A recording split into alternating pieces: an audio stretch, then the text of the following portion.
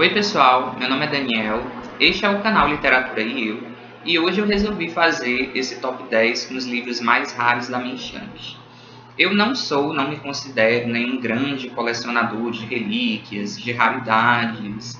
Simplesmente o que acontece é que, por exemplo, se eu gosto de um autor, eu saio assim buscando todas as obras daquele autor, né? Por exemplo, eu gosto muito do Joaquim Manuel de Macedo. E a maioria dos livros dele, infelizmente, não estão mais disponíveis aí no mercado editorial. Então, a saída que tem é buscar as obras do Macedo, né, nos sebos, em sites como a Estante Virtual. E, claro, eu só vou encontrar esses títulos em edições raras, né, obviamente. Então, por conta disso, né, assim como acontece com Macedo, eu também me interesso por outros livros desconhecidos de outros escritores, né, dos quais eu gosto.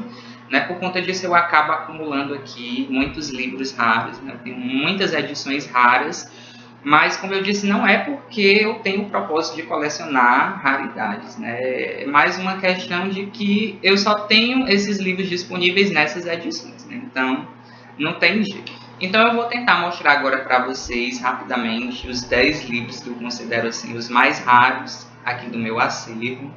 E o que me angustia é ver que, infelizmente, até agora eu não li nenhum deles, né? Mas como alguns são aquisições recentes, né, de certa forma, eu acabo me perdoando.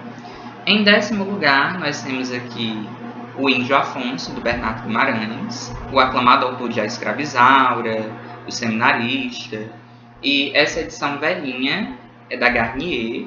Para quem não sabe, a Garnier foi uma editora francesa que tinha uma sede aqui no Brasil no século XIX e foi a editora responsável por lançar os nossos maiores clássicos, né, os grandes nomes da literatura nacional, como Machado de Assis, Joaquim Manuel de Macedo, Aloysio Azevedo, né, todos os nossos grandes escritores foram lançados em vida desses autores, né, pela editora Garnier. E eles tinham esse péssimo hábito de não mostrar o ano, né? Não colocar o ano da edição, de maneira que não tem como eu saber exatamente quando que foi publicado essa edição aqui do Índio Afonso, mas eu penso que essa edição seja do comecinho do século XX, porque traz aqui na folha de rosto H. Garnier, que era o filho do B.L. Garnier. Né? As edições mais antigas da Garnier, né, as que foram lançadas mesmo no século XIX, elas trazem aqui B.L. Garnier. Aí as posteriores, que saíram ali em finais do século XIX, comecinho do século XX, elas trazem H. Garnier, né, que quer dizer Hipólito Garnier, o herdeiro, né, da casa. E esse livrinho aqui trata-se de um romance picaresco, né, pelo que eu pesquisei, em que você tem esse anti-herói, o Afonso, que ele não é exatamente um índio. Né? Quando eu vi esse título pela primeira vez, eu achava que se tratava essencialmente de um romance indianista, né? Mas não é bem por aí.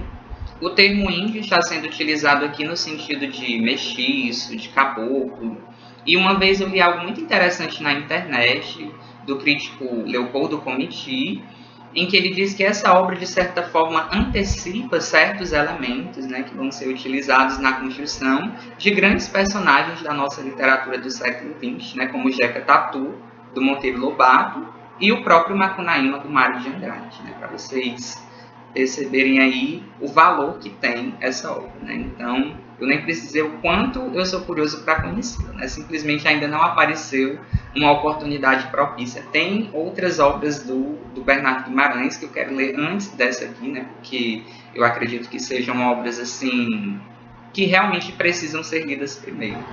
Em 9º lugar, nós temos aqui também A Mocidade de Trajano, do Visconde de Toné, que é mais conhecido, né, por ser o autor daquele famoso romance Inocência e do relato de guerra A Retirada da Laguna. Esse aqui foi o romance de estreia dele, que só teve 2 edições, essa aqui é a segunda. Por isso que é um livro muito raro, muito difícil de conseguir mesmo, né, esse romance de estreia do Toné. E essa edição traz um prefácio muito interessante, no qual o prefaciador vai contar que esteve pessoalmente com o Afonso Toné, né, o filho do Visconde de Toné. E aí ele pergunta para o Afonso por que é que ele nunca se interessou por reeditar A Mocidade de Trajano. Isso porque o Afonso ele foi assim um grande responsável por divulgar as obras do seu pai após o seu falecimento, né? Inclusive, ele publicou muita coisa mesmo, inédita, muito material, nunca publicado antes, né? Em vários livros póstumos, todos eles pela editora Melhoramentos. Inclusive, muitos desses livros eu tenho aqui também no meu acervo. E nesse projeto de reedições e edições de livros inéditos, ele nunca incluiu A Mocidade de Trajano, porque, segundo ele, era um livro ímpio, né, e que trazia certas expressões pouco nobres, né, em relação aos padres. Né. Isso me deixou também muito curioso para conhecer A Mocidade de Trajano. Em oitavo lugar, nós temos aqui esse livro raríssimo do século XIX, gente, de um autor português que eu muito estimo, o Camilo Castelo Branco. Esse aqui foi o último romance que ele publicou, né? O Vulcões de Lama. E essa aqui, acreditem vocês, é a primeira edição de Vulcões de Lama. Olha só, eu tenho uma primeira edição do Camilo Castelo Branco, né? Eu morro de orgulho disso. E esse livro foi publicado em vida, né, do próprio Camilo. Essa minha edição ela é de 1886. É uma edição bem velha mesmo. E é um livro que, mesmo sendo assim bem antigo, gente, ele está numa diagramação maravilhosa, né, com uma letra enorme, do jeito que eu gosto. É uma edição da Livraria Civilização, do Porto. Raridade mesmo. Em sétimo lugar, o primeiro romance brasileiro. Pelo menos eu considero o primeiro romance, né? Tem muitos críticos que não consideram. O Filho do Pescador, do Teixeira e Souza. Essa edição ela não é muito antiga, como vocês podem ver, mas ela já é uma raridade, né? É difícil de encontrar hoje em dia qualquer edição que seja do Filho do Pescador. Tá aí um livro que merecia, né, uma reedição. Eu não digo tanto pela sua qualidade literária, né, mas pelo seu valor documental mesmo. Essa edição da editora Artman, acho que é o único livro que eu tenho dessa editora, que eu nem conhecia, ela é de 1997. Ela traz um prefácio do Domício Proença Filho, tá uma edição muito boazinha também. Também já é aí uma raridade, é um livro que eu quero ler muito, né, mas infelizmente também ainda não apareceu uma boa ocasião. Em sexto lugar, temos aqui A Namoradeira, de Joaquim Manuel de Macedo, que é um dos romances mais raros de Macedo.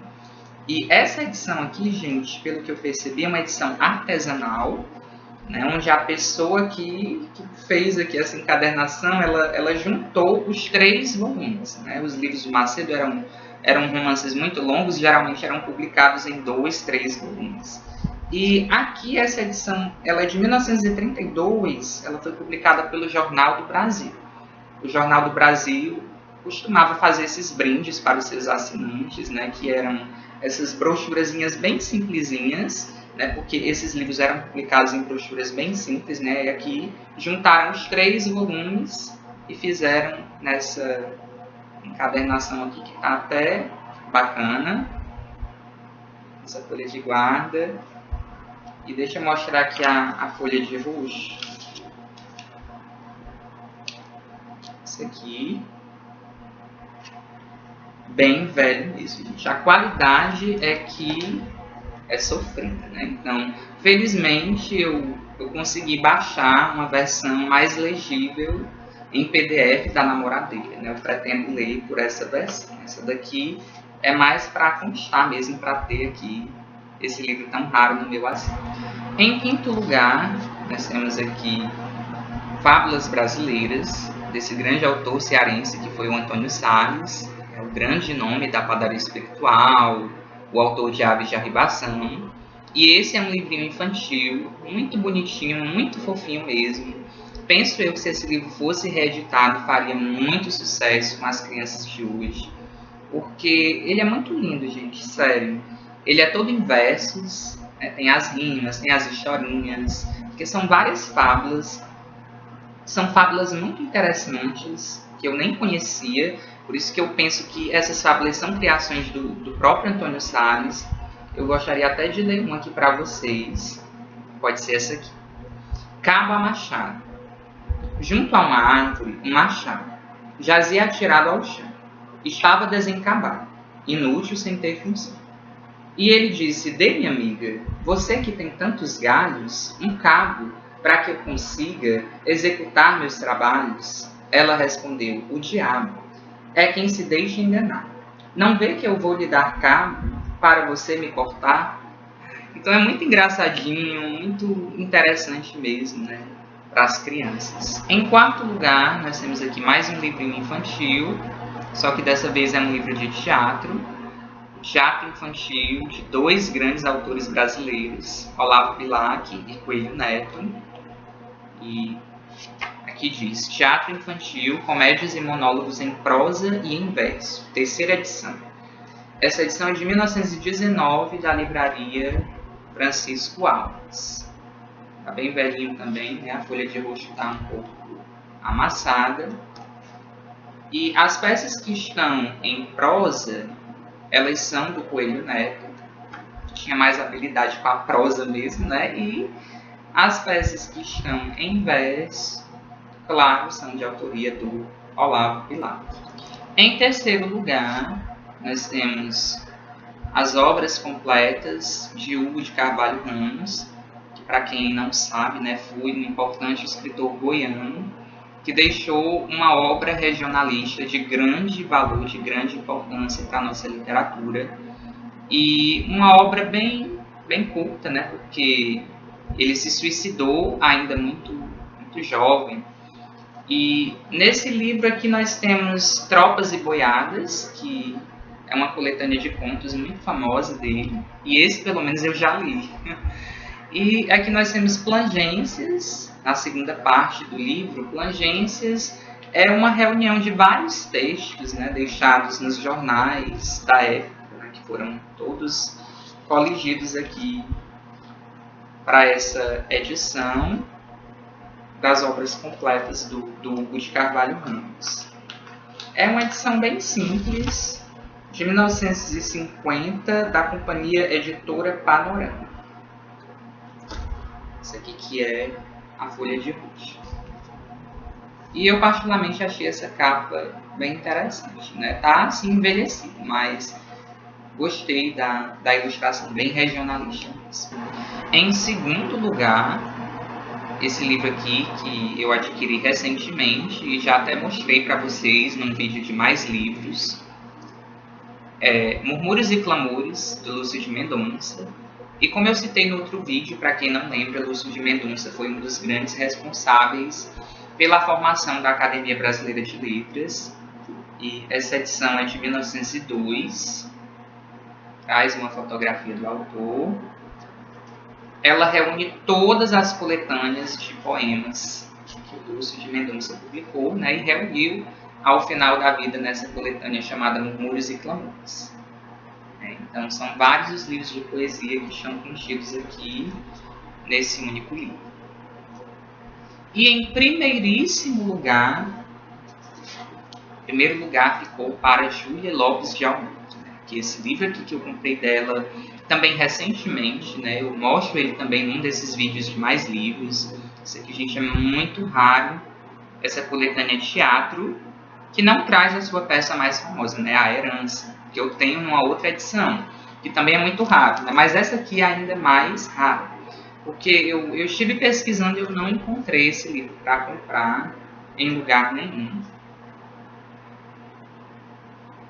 É uma edição portuguesa, né? Olha só, o livro foi impresso no Porto e traz 3 peças teatrais da autora, né? Quem Não Perdoa, Doidos de Amor e Nos Jardins de Saúde. Ao que parece, apenas a primeira peça, né, foi representada. As outras nunca foram assim.